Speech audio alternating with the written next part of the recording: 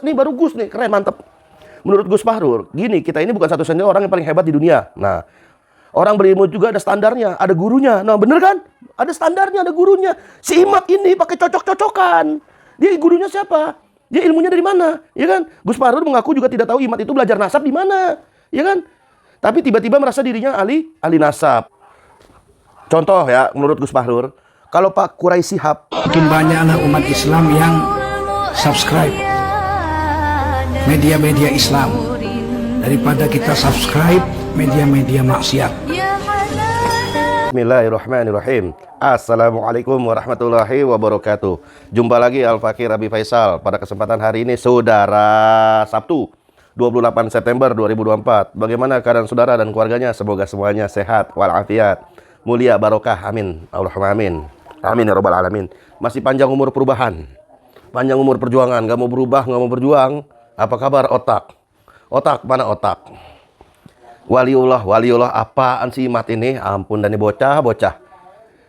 Kiai, ngaku kiai, ngaku elah waliullah apaan? Waliullah kok diem pada kemungkaran? Itu namanya setan bisu. Waliullah kok bicara soal kemungkaran. Faktanya yang ada, rezim jolim, kebijakan jolim. Dia yang namanya kiai ini, yang mengaku-ngaku kiai ini, diem-diem baik, lempeng aja.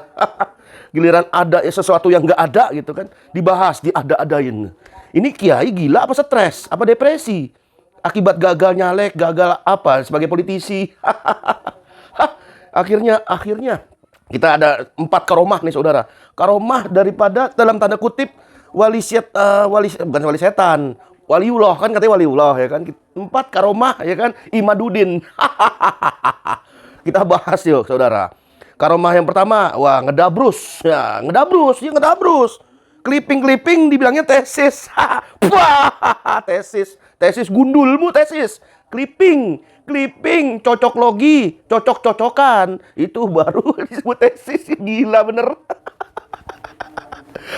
Di video sebelumnya Al-Fakir udah bahas tuh. Bagaimana kelucuan plagiat ya kan daripada Google. Itu namanya apa? Pertama, ngedabrus ya kan. Karomahnya Imaduddin Usman Al-Bantani Al-Kaburi adalah ngedabrus. Karomah pertama ngedabrus. Karomah keduanya itu Al-Kaburi. Nah, ini Al-Kaburi. Karomah kedua dari Imaduddin Usman Al-Bantani Al-Kaburi, terkencing-kencing. Kabur terkencing-kencing. Al-Kaburi. Wah, keren banget dia nih. Bukan wali yang sebagaimana kita bayangkan. Wah, bisa sekejap mata karena makrifat kepada Allah, hakikat ya kan, tiba-tiba dia ada di Mekah. Bukan. Ini bukan itu. Tapi ini dia kabur. Al-Kaburi. Wah, kaburi. Bisa ngilang si Imat ini, ngilang ya kan. 3 hari 3 malam. Pokoknya siap diskusi dengan Mbak Alawi. 3 hari 3 malam, pala lu peyang. Gundulmu. 3 hari 3 malam. Kaburi, Al-Kaburi. Imat, si biang kerok dalang daripada polemik nasab habaib dan suka batal-batalin nasab orang. Dia ini kabur, ya kan?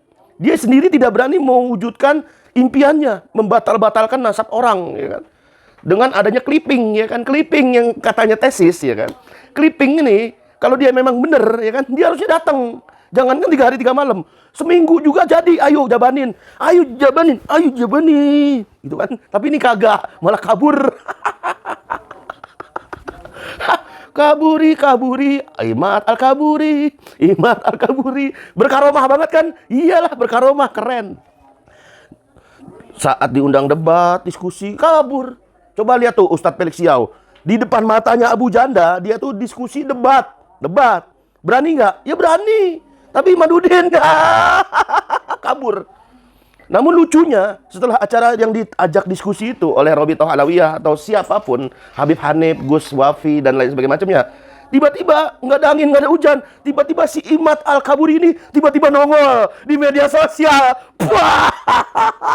Tiba-tiba nongol di media sosial. Elah, cuman mentalnya cuman gitu doang ya. Cuman mental apa? Mental pecundang apa mental wali setan? Apa mental dajjal? Dajjal kan suka ngumpet. Aduh. Lucunya lagi, dia ini muncul seketika di medsos setelah acara selesai. Mudah ditebak kan? Kabur saat diskusi. Setelah diskusi beres, dia nongol, ya kan? Berkaromah banget. Keren banget ya karomahnya wali setan ini. Kemudian ketiga, kan tadi kan 4. Ini yang 3. Imaduddin ini Al-Kaburi, Al-Klipingi, ya kan, Al-Kliping. Dia ini berkacamata kuda. Kok kacamata kuda, Bang? Dia kan orang, bukan kuda. Iya, kacamata kuda. Kemungkaran bagi dia di depan mata, rejim Jokowi, ya kan, Sri Mulyani, Luhut Binsar Panjaitan, proyek strategi nasional, Undang-Undang IKN, Undang-Undang Omnibus Law Cipta Kerja, ya kan, revisi Undang-Undang Minerba, APBN itu sampai menyedot, ya kan, disedot itu IKN, itu nggak pernah dibahas.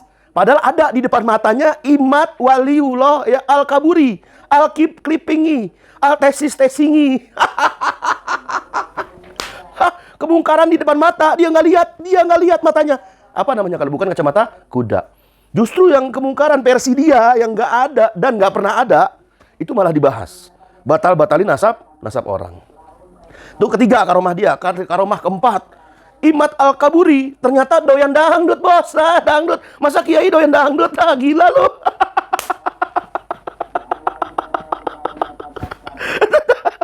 Kiai itu doyannya tadarus, tilawah, murojaah, ya, kalau perlu nambah ayat, kitabah, ziyadah atau apapun namanya, nulis-nulis itu kitabah itu, ya kan, nulis ilmu. Itu kiai. Ini kiai doyan dangdut. Wah, dangdut. Goyang, Mang, goyang. Kiai apa kayak gitu? Kiai apa? Kiai lurus atau kiai setan? Nggak salah, Imam Al-Ghazali sendiri yang bilang, ya kan, ulama itu ada 2, ulama su dan ulama akhirat. Ulama su itu jual-jual ilmunya, berdalih 1000 alasan, 1000 macam cara, ya kan, membenarkan penguasa zalim. Dia diam pada kemungkaran. Itu wali yang notabene ulama su, ya kan. Tapi kalau bagi waliullah, wah, keren, nggak ada duanya. Ulama lurus, ulama yang mengatakan hak itu hak, batil itu batil. Sudah Al-Fakir bahas di video sebelumnya juga ada. Itu karomahnya, dia itu doyan dangdut. Yang keempat ini lucu nih, patut disimak nih. Ya kan? Imaduddin yang ngaku kiai, yang ngaku haji. Iya, ngaku haji. Dia ini menyebut bahwa satu lagu Roma, ya kan, Roma Irama, ya kan. Bukan Roma, jangan bilang Roma, ya, bilangnya kiai, ya kan. Pernah mondok di mana ini Roma Irama? Tiap hari dangdutan keliling. Ya kan, satu lagu kiai Roma Irama, iya, lebih baik daripada 70 nasab habaib. Wah, ngeri. Berarti artinya apa? Artinya Imad ini suka dangdutan Roma Irama. Terlalu. Yang jelas, apapun karomahnya tadi, mau kabur kayak, mau clipping kayak, ya kan? Mau menghindar dari lari dari kenyataan kayak, mau doyan dangdutan kayak, mau apapun karomah dia. Yang jelas, dalam hal ini PBNU minta Imaduddin untuk tahu diri, ngaca, punya kaca, ngaca gitu kan. Jangan sok paling paham soal nasab, ya kan? Coba kita lihat analogi. Orang yang biasa megang jam, dia itu layak disebut pakar jam. Karena misalnya dia udah 10 tahun, 20 tahun. Orang, ya kan, guru olahraga, dia itu megang olahraga, dia layak dapat gelar master di bidang olahraga. Karena dia olahraga terus, ya kan, seumur hidupnya. Jadi guru olahraga. Cocok kan? Cocok. Orang-orang pakar-pakar tertentu, misalnya pakar bikin pedang. Nah, di tempat terus pedang besi, baja. Nah, dia cocok jadi master, jadi pakar di bidang pedang. Yang bela diri juga sama. Bela diri sabuk hitam, dia cocok jadi master buat ngajarin orang supaya bela diri. Kan? Tapi si Imad ini, dia nggak ahli apa-apa, dia bukan pakar apa-apa, dia nggak pernah di bidang apa-apa, difokus di satu bidang juga kagak. Tiba-tiba dia bilang tesis. Wah, apalagi guru gembul. Guru yang nggak punya guru. Ngeri.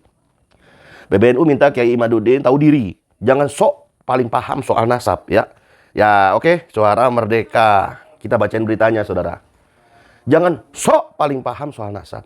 Siapa itu yang mengatakan? Ketua Tanfiz PBNU Gus Fahru Rozi mempertanyakan alasan Imaduddin terus koar-koar tentang nasab Ba'alawi. Dalam banyak ceramahnya, dia ini menyebut bahwa nasab Ba'alawi tidak tersambung kepada Nabi Sallallahu Alaihi Wasallam.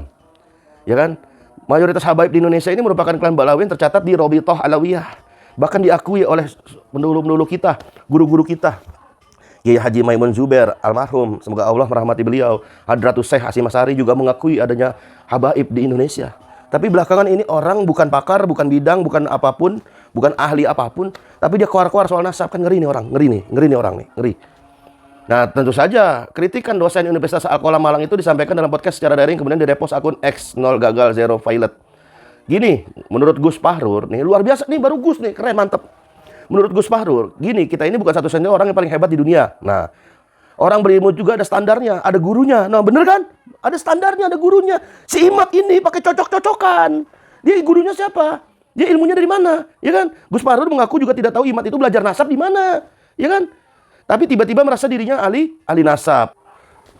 Contoh ya, menurut Gus Fahrur, kalau Pak Quraisy Shihab itu kan ahli di bidang itu kan, misalnya tafsir. Dia dokter tafsir. Tentulah dia itu menekuni di bidang itu kan, tafsir gitu kan. Entah persoalan tafsir itu benar menurut Imam Ibnu Katsir atau Imam Suyuti, yang bidangnya kan di situ bidangnya gitu kan. Nah, kemudian Gus Baha juga ahli fikih, ya kan. Dia itu alumni memang spesialis fikih gitu kan, alumni pesantren khusus soal fikih, ya kan. Dan lain sebagainya macamnya. Contoh ada lagi, misalnya Ustadz Felix Xiao. Beliau tuh ahli di bidang sejarah Utsmani. Makanya beliau itu pakar di bidang Utsmani. Kalau ditanya di Indonesia ini tentang Utsmani, ada dua hal, ada dua orang, Ustadz Budi Asari dan juga Ustadz Felix Xiao. Tapi yang lebih tahu banyak insya Allah Ustadz Felix Xiao gitu kan. Nah itu tadi contoh pakar-pakar demi pakar tadi. Yang intinya, udahlah kita udah stopin aja persoalan nasab, alawi, persoalan bukan Habib atau bukan. Persoalannya bukan di situ. Persoalannya nanti musuh-musuh Allah Subhanahu wa taala, kapitalis, komunis, itu mereka makin seneng. Makin seneng karena ada agennya yang notabene diduga siapa namanya ini? Imaduddin ini yang punya karomah banyak tadi, Al-Kaburi, bahkan dikecam warga, diusir warga, ya kan? Dia ini masih nggak ada apa-apanya. Ilmunya dibandingin satu, ya kan? Satu habaib itu sama dengan 7.000 Imaduddin, ya kan? Satu habaib sama dengan 1.000 TIJ, ya kan? Satu habaib sama dengan 1.000, ya kan? Bung Lubis 212 dan lain sebagainya macamnya, curut-curut itu, para budak-budak kapitalis, budak-budak komunis ini, ya kan? Diduga kuat. Nggak usah terlalu kita terpancing. Karena fokus musuh utama kita bukan sesama habaib, apalagi sesama anak bangsa, ya kan? Tapi musuh utama kita adalah dia atau mereka, para penjajah yang memecah belah negeri ini menjadi dua kubu, habaib dan bukan habaib. Wassalamualaikum warahmatullahi wabarakatuh.